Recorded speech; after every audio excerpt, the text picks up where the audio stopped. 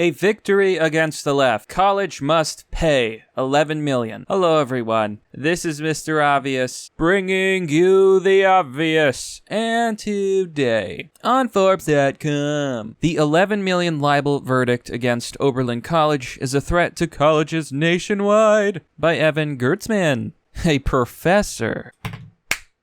Be very afraid. So as you can see, there's a bread bakery.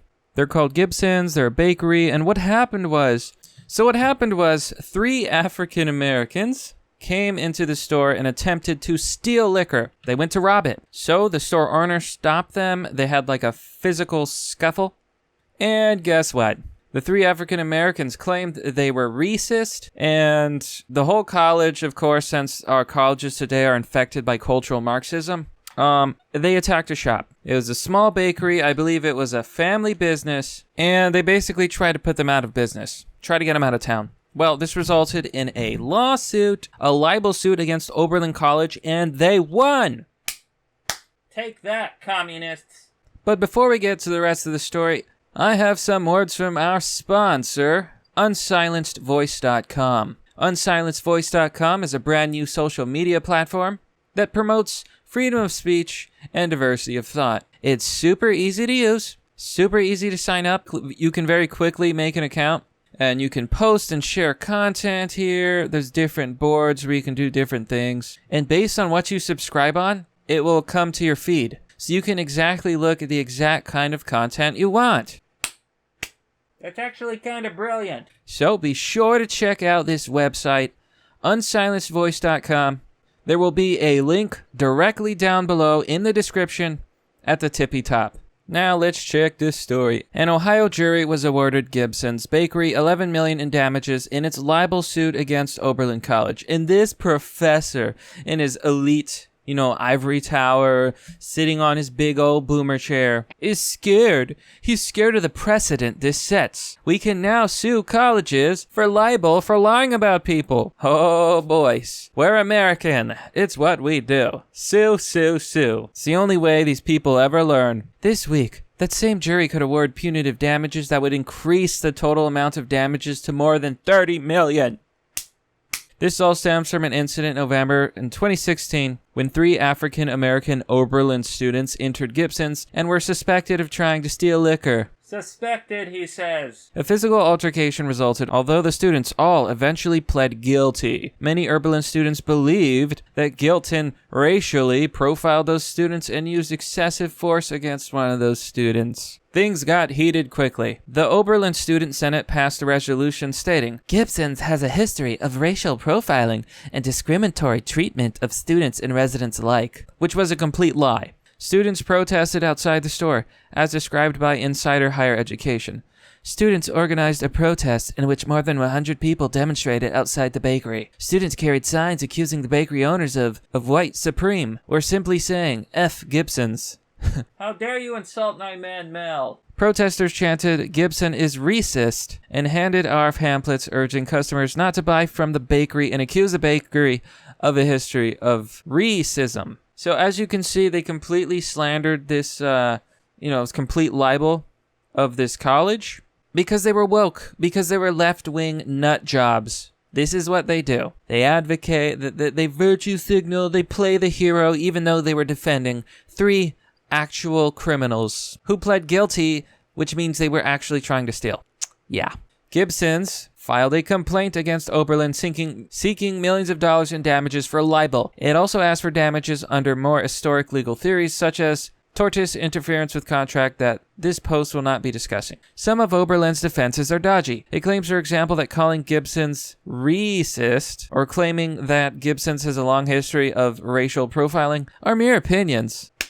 It's not slander, I swear. And therefore couldn't possibly be libelous. Yeah, you crossed into libel territory when you protested in front of the shop and you handed out posters saying, don't shop here. These people are racist. Heck, I'd call it slander too. It is difficult to think of a more harmful accusation against a business today than accusations of racism, and the court rejected that argument. Aha! Perhaps in another context that claim might make sense, but calling Gibson's racist and accusing it of engaging in racial profiling right after the incident when the 3 students is clearly accusing it of specific wrongdoing.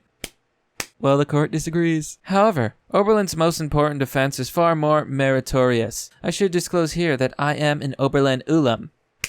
The elite is upset the elite got BTFO. The college should not be held legally responsible for statements made by students or faculty. I disagree. I absolutely disagree. Because colleges are always putting the blame on an entire group. It's their students. They allowed them to do this. They probably used school resources to do this. And they were students. I would say punish the students as well, though. Punish everyone. It is extremely dangerous to expect a college to censor its students, staff, or faculty. Oh, this is censorship. Oh, you care about censorship? Oh. Wow. Now you care about censorship. Oh, it's so cute. No. It's not censorship to stop people from telling lies. And I mean actual lies. Not like, I don't like that opinion. Like calling a bakery racist and trying to get it shut down because 3 African Americans tried to steal something? Really? Punishing the college with huge economic sanctions for a student protest or a student Senate resolution does exactly that. This verdict, if it isn't reversed by an appellate court, provides a powerful incentive for universities to punish and restrict controversial speech. He's trying to meme our argument, but I disagree. Colleges don't have to censor anybody. Just stop being woke. That's the problem. You see, you are the disease. Do you not understand this? I agree. It's kind of a slippery slope. But you have no pity from me. Gibson's attorneys made numerous attempts. This is actually important, and I agree with the court decision, because now we have a weapon against colleges when they try to censor and destroy people's lives. See, this guy doesn't care about the bakery at all. He only cares about his dumb elite college. Rules for thee, but not for me. Gibson's attorneys made numerous attempts to show the statements by students and professors somehow represent statements by Oberlin itself. None of these arguments are convincing. The Student Senate is not controlled by the college, and allowing the Senate to post its resolution on college property is not tantamount to an official endorsement of that resolution. To hold otherwise would force colleges to proactively censor student governments. You're already censoring people. You're just only censoring right-wing people. So if you're going to censor people, you might as well censor everybody. Or better yet, give everyone free speech. And don't encourage wokeness. Ho, ho, ho. And this is where it gets good. See, this guy's been lying the entire time. Gibson's attorneys also made much of the fact that some Oberlin administrators attended the protests. The college was literally and directly implicated in this slanderous, libelous protest. No, that completely solidifies my opinion. They deserve to get nailed. If your administrators are there, the people who work for the college, who are supposed to be responsible for the students, were there encouraging the lies? Sorry, Oberlin. You deserve this. But of course, Oberlin would want to have a presence at the protests to ensure both student safety and that the students were respecting the law. They weren't respecting the law because they got charged with libel. This verdict tells colleges that if they send administrators to watch out for student safety, they can be sued for millions of dollars. That is not in anybody's best interest. It's in my best interest. Oh, maybe you shouldn't endorse these events? Don't send the administrators. That is for good. Let those snowflake crybabies experience the real world. When you lie about someone's business, you get sued for libel and you lose. In fact, Oberlin did issue what could be described as an official statement about the incident. Then President Marvin Krislov signed a public letter shortly after the incident stating, "Regarding the incident at Gibson's, we are deeply troubled because we have heard from students that there is more to the story than what was generally reported. We will commit every resource to determining the full and true narrative, including whether this is a pattern and not an isolated incident." See? An isolated incident. It's not an incident. 3 people were trying to steal, 3 people got caught, and 3 people got kicked out. You're woke. Now go broke. We are dedicated to a campus and community that treats all faculty, staff, and students fairly without discrimination. Except if you're a straight white male and right-leaning. We expect that our community, businesses, and friends share the same values and commitments. There's no reasonable interpretation of this official letter as libelous statement. Holding the Oberlin College legally responsible for statements such as flyers and resolutions written by students creates a powerful incentive for censorship. So they were literally trying to censor this bakery. They got sued instead and lost. Oh, but now this is censorship. Okay. Now this is called punishment. It's what happens when you lie and try to ruin people's lives. Oh, don't like the taste of your own medicine, do ya? Other statements that were used against Oberlin are statements by individual faculty members, including a piece written by a retired professor. Allowing this verdict is a clear threat to academic freedom, since it tells colleges they can be punished for allowing faculty to express controversial ideas. Yeah, okay, they probably left highly left-wing statements. I know it for a fact, because that's exactly what would red pill the jury. Aw, so sad. Maybe stop being woke. That is literally the solution. Besides, even if this didn't pass, you're still going to censor right-wingers and conservatives. So no, this will make it a little bit more equal, balanced, as all things should be. None of this is to say that Oberlin or its students acted well. All three of the students at the center of the controversy pled guilty and conceded at their sentencing that they were not racially profiled. The protests at Gibson's were organized before there was any reasonable opportunity to ascertain the facts and were an ill-advised rush to judgment. Well, no shit. Also, Oberlin administrators demonstrated a lack of maturity and judgment in how they discussed the situation.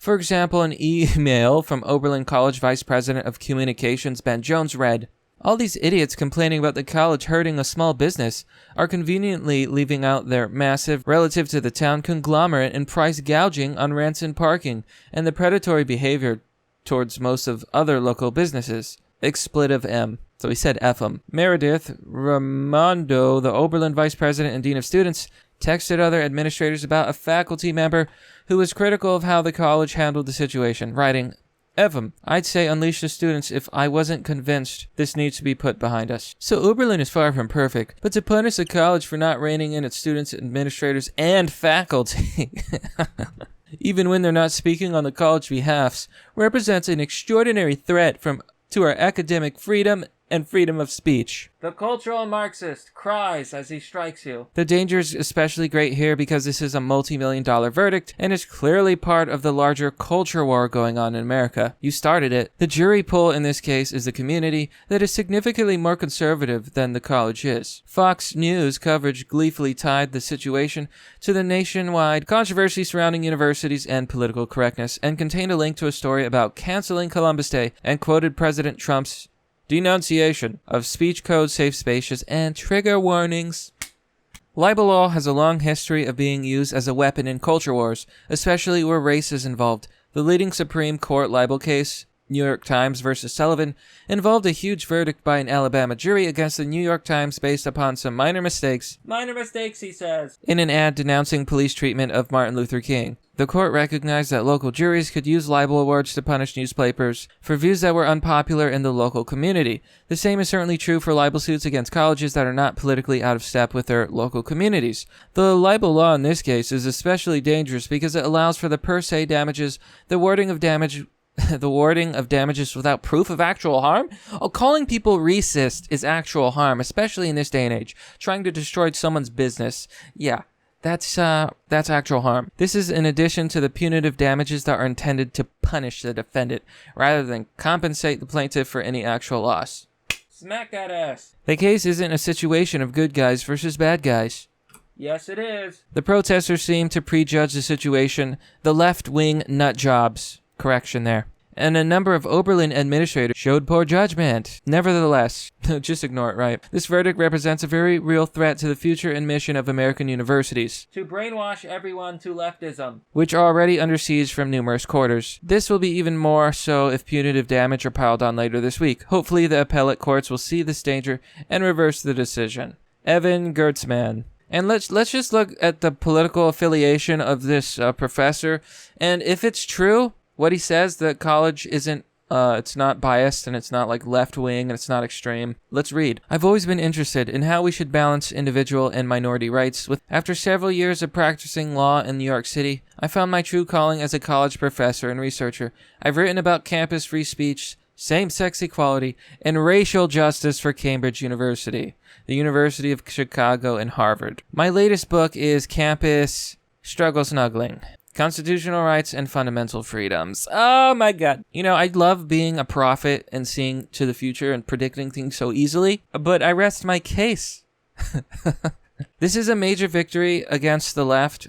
We finally have a weapon against colleges for their endless slander and libel of conservatives and right-wingers, and I'm glad. The jury did a good job and made the right decision, but that's merely the obvious. Well, that's all for now, folks. What do you think about this story? What do you think about Oberlin College getting BTFO? You think it's a good thing? You think it's a bad thing? Maybe you disagree. Maybe you agree with this guy and think it's a slippery slope. Either way, let me know. Now, if you want to support the content that I make, especially in this censorship age, you can join me on Patreon, Subscribestar, or donate via PayPal. Joining on Patreon or Subscribestar will get you access to Fight Club. Sharing this video also helps out a lot. And be sure to check out that website, unsilencedvoice.com. As always, thanks for watching. This has been Mr. Obvious, and I'll see you all next time.